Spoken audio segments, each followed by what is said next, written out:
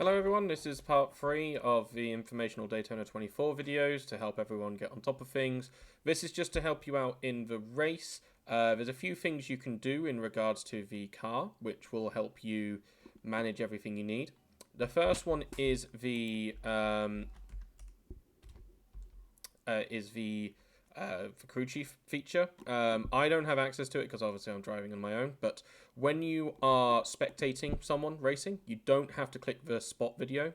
You can just watch them, and that's actually preferable because it keeps the iRacing crew chief available for you to spot for you. So do not click the spot button. But in the little black box here, you will see a button in the top right that will allow you to become the crew chief.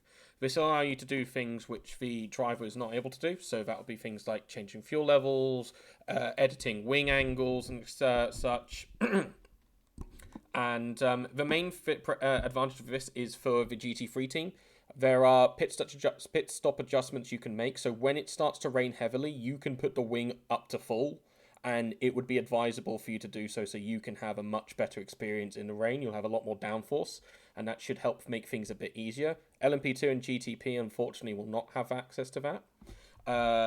Also, if you have a crash early on and you just need a couple of quick repairs to make sure it's done quickly, you can turn the fuel and tyres off if you don't need to. Hopefully we won't need to worry about that. Hopefully none of this will need to be needed, but if you need to have someone to help control you with that, just remember to turn off that feature so that other people can access it. The other thing as well that you should be aware of is the weather function. So the weather prediction here is exactly that. It's a prediction. The closer in time we get to it, the more accurate it will be. As you can see about 4 hours into the future.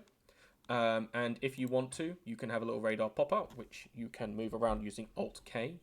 You can Alt-K and drag it around. You can also zoom in to see the track a bit more. And you can have a loop.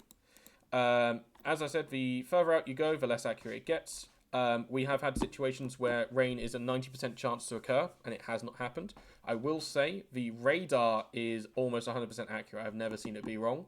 But the physical forecast here, I've seen being way out of sync with what would actually happen. Anyone who did the Daytona race with the ATRL League will attest to that. So make sure you use this, share this information when you're in the race. Remember, slots of different time slots have different race configurations and different weathers. So the 7 a.m. GMT time slot and the 12 a.m. will have completely different races with different weather and different possible weather outcomes. It may be that it doesn't rain at all for the 7 a.m. one. It may be the case that at midday it rains throughout the entire event. It may be that at 4 p.m. it only rains for an hour or two in the early morning period. It's impossible to tell. So there's no reason to kind of like share that information apart from with teams of a similar time slot. Aside from this, maybe worth turning off the radio scanner to turn off all teams and drivers just to make sure you don't hear anyone else when you're driving. We're focusing hard on this. It's also probably good to not worry about speaking to other drivers. We don't want to have that kind of toxicity here. We're just here to worry about what we can do. So yeah, I would say just get accustomed to that and get used to the weather. Info as well, it will tell you what the track temperature is and the current existing weather. Things like wind direction, relative humidity, all of these details, exact times, they will be helpful. Finally, in here, you will see, and it shouldn't matter for us, but if anyone changes their stints, you should see here, there'll be a drop down, and it will tell you whether or not someone has done enough laps to meet fair share.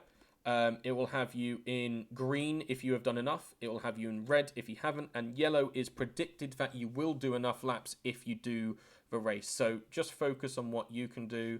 All of these details here, like incidents and such, will mean that you can't see. You'll only see your team. But these are details that will help you. Obviously, results here. You already know that. So I would say just make sure you're aware of how to use the weather feature, how to look at the weather at the moment, and run it along that side, essentially. apart from that, that's all the information I really have to share about iRacing that you may not already know. So, best of luck to everyone. I'm going to be logging off for the rest of the night, and I will see you all tomorrow, and we can always go over a few things there. Chat to you next time.